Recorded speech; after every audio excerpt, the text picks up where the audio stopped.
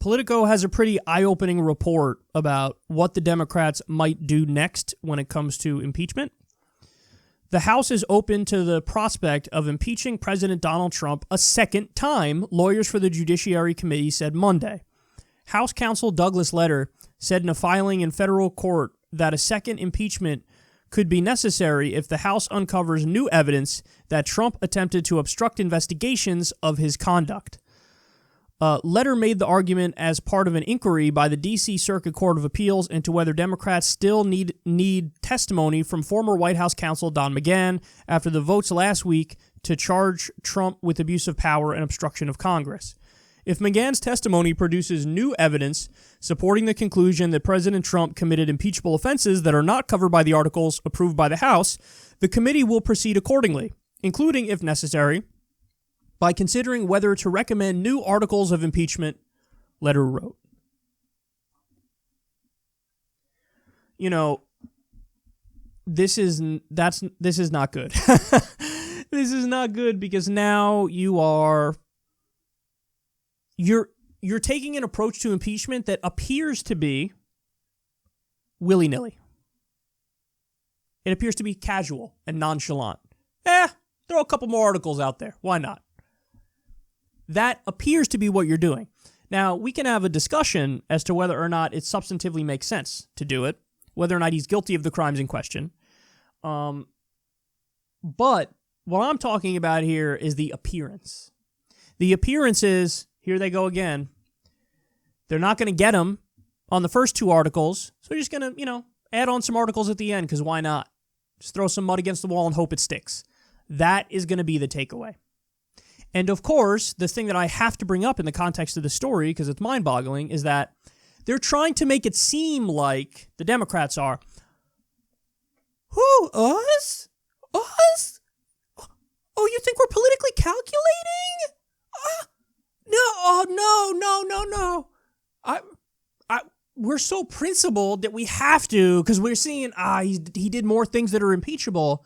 So what are we going to do? Our arms are twisted. We got to impeach him again on other charges.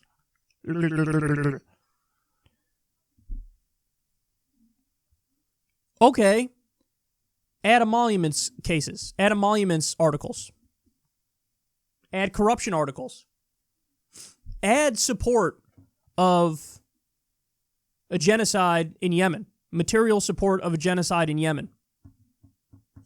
Add massive campaign finance violations with the Stormy Daniels case, which, the money was paid to her out of campaign funds.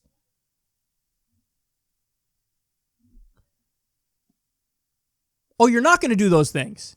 Oh, you're going to take all of the cases that are more substantive and you're going to push them to the side.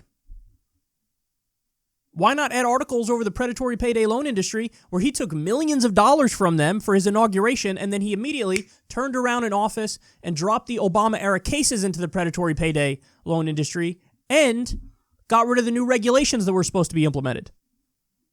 You want to talk about collusion? How about collusion with the predatory payday loan industry? How about that?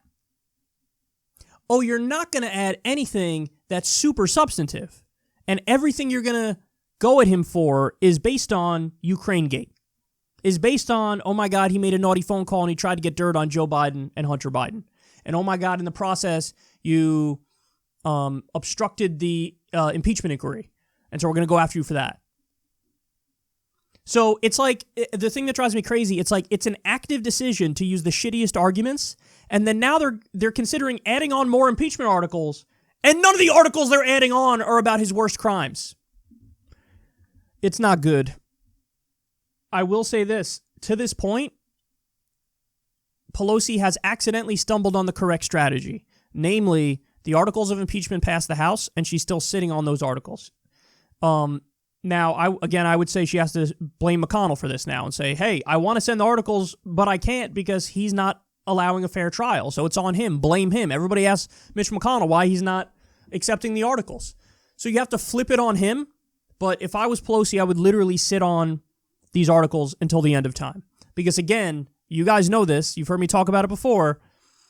The minute she sends those articles to the Senate and we have a trial in the Senate and Donald Trump is acquitted, his approval rating goes up 5 to 10 points easy. And right now, what did I tell you guys on the last show? I said 53% now are pro-impeachment post-Trump being impeached in the House. And I said that number might even go up to 55%. And that's exactly what happened. It's at 55%. There was a poll that just came out. Now it's at 55% support impeachment. But again, the word of caution is, I was right all the way up to this point, just like I was right about Russiagate throughout the whole thing. If it goes to the Senate and he gets acquitted, which he will, there's no way the Democrats are winning in the Senate, then it bounces the other way. And a 5 to 10 point bump for Trump like that.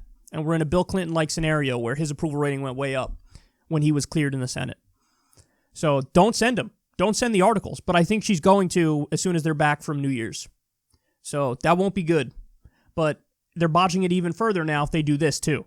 Oh, casually add on more articles of impeachment, none of which are over the most substantive things, which only cheapens the process further. And the optics of it are, you're going at him with your weakest case and you keep repeatedly doing it in a way that seems almost desperate.